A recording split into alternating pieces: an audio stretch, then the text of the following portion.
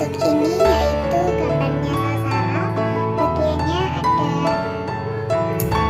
mielin, ada akson, ada sel sekawan, ada akson terminalis, ada dendrit, ada nukleus, dan ada badan sel. Untuk neuron ini yaitu unit terkecil dari saraf, terdiri dari badan sel saraf, lalu dendrit, lalu akson, dan sulcum mielin. Ini untuk gambar-gambarnya bisa dilihat untuk nukleus di tengah, terus ini akson, terus ini sel sekawan, ini dendrit. Neurologia. Apa sih pengertian dari neurologia? Neurologia merupakan cabang ilmu dalam bidang kedokteran yang berfokus pada otak dan sistem saraf. Dokter spesialis yang menangani penyakit dan segala jenis pengobatan pada gangguan terkait otak dan sistem saraf biasa dikenal sebagai neurologis. Jadi neurologis tadi itu dokter spesialis yang menangani penyakit dan segala jenis pengobatan pada gangguan terkait otak dan sistem saraf. Untuk penyakit atau gangguan neurologi sangat beragam, mulai dari gangguan memori sampai-sampai gangguan kegagalan untuk melakukan aktivitas dalam sehari-harinya.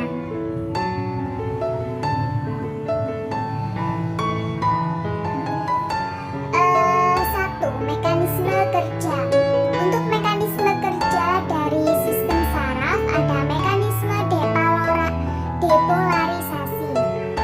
Untuk mekanisme depolarisasi sendiri adalah kondisi di mana sel reseptor menerima rangsangan sehingga rangsangan tersebut menimbulkan impuls pada membran sel saraf berikutnya. Untuk potensial membran bergerak mendekati OMV2. Mekanisme repolarisasi potensial, aksi membran kembali ke potensial, istirahatnya setelah mengalami depolarisasi.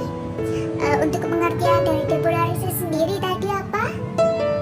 Baik, depolarisasi sendiri tadi yaitu, saya ulangi lagi ya, kondisi di mana sel reseptor menerima rangsangan sehingga menimbulkan impuls pada membran sel saraf berikutnya.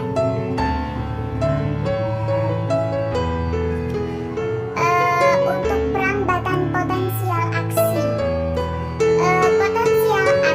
Potensial aksi dibangkitkan ketika ion nutrisi mengalir ke dalam melintasi membran pada satu lokasi. Jadi pada satu lokasi aja. Lalu membran mengalami repolarisasi ketika K+ atau kalsium mengalir keluar. Untuk potensial aksi kedua, depolarisasi potensial aksi pertama akan menyebar ke wilayah yang bersebelahan pada membran tersebut. Mendepolarisasi wilayah itu dan mulai potensial aksi kedua. Untuk potensial aksi ketiga yaitu merambat secara berurutan saat repolarisasi berlangsung.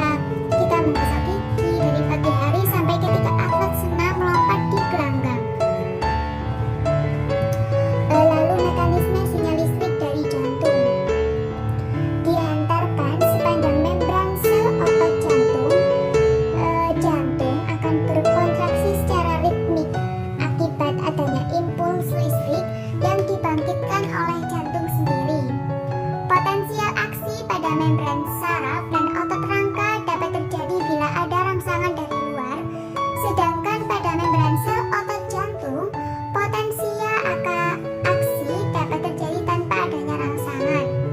Berbeda dari sel saraf dan sel otot rangka yang memiliki potensial membran istirahat. Sel-sel khusus jantung tidak memiliki potensial membran istirahat. Sel-sel ini memperlihatkan aktivitas pacemaker atau picu jantung berupa depolarisasi lambat yang diikuti oleh potensial aksi apabila potensial membran tersebut mencapai ambang tetap. Hal ini menimbulkan potensial aksi secara berkala yang akan menyebar ke seluruh jantung untuk menyebabkan jantung berdenyut secara teratur tanpa adanya rangsangan melalui saraf. Lalu saya akan jelaskan tentang faktor yang mempengaruhi laju listrik saraf. Untuk faktornya, yang pertama yaitu ada konsentrasi, lalu yang kedua ada suhu, lalu ada luas permukaan, lalu ada katalis dan ada sifat zat. Lalu berikutnya ada skema gerak refleks. Skema gerak refleks yaitu impuls atau rangsangan reseptor, lalu ke neuron sensorik, habis itu ke sel saraf konektor sumsum tulang belakang, lalu ke neuron motorik dan di efektor. Lalu ada skema gerak biasa yaitu impuls atau rangsangan, lalu ke reseptor, lalu neuron sensorik, lalu ke otak, lalu ke neuron motorik, lalu ke efektor. Gerak refleks merupakan gerak spontan atau otomatis karena adanya rangsangan yang tidak disadari.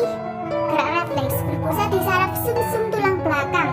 Adapun gerak yang disadari berpusat di otak. Morfologi jantung. Morfologi jantung memiliki ukuran sedikit lebih besar dari kepalan tangan Anda, yakni sekitar 200 hingga 425 gram. Jantung Anda terletak antara paru-paru pada bagian tengah dada, pada bagian belakang dan sedikit ke kiri tulang dada sternum. Bagian jantung yaitu ada perikardium, bisa dilihat gambarnya di samping. Lalu ada serambi atau atrium, ada bilik atau ventricle, lalu ada katut kanan dari kiri, lalu ada otot jantung. Untuk perbedaan otot, ada otot jantung, ada otot lirik dan ada otot polos. Untuk perbedaannya dibagi menjadi 5 jenis. Ada perbedaan letak, ada perbedaan bentuk sel, ada perbedaan kontrol saraf, ada perbedaan reaksi, dan ada perbedaan sifat kerja. Untuk otot jantung letaknya yaitu pada dinding jantung. Untuk otot lurik letaknya pada otot tulang. Lalu pada otot polos letaknya yaitu di dalam alat tulang dalam, misalnya di usus. Lalu untuk perbedaan bentuk sel, untuk otot jantung berat panjang, banyak inti tengah, ujung bercabang. Lalu untuk otot lurik yaitu bentuk selnya bulat, panjang inti di tepi dan banyak sel.